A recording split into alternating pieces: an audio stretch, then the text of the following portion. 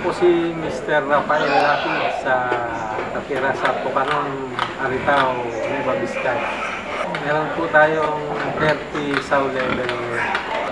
Since 2005 po, umpisa na kami ng babuyan dito sa Pucanon.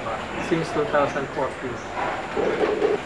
Yung sa farrowing ko, yung lactation natin, ang ginagamit ko ay CJ Somax Milk Feed. Mahusay naman po, magaganda yung resulta sa mga feed, saka hindi namamayat ng gusto ang mga inahin habang nagpapasuso. Muscle Max po.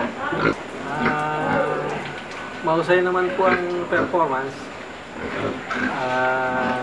Nasisiyahan naman po tayo sa pinakikita ng resulta. Meron po akong stall sa palengke. Sa lahat ng kinakatay ko po na patingin, maganda po ang quality ng karne.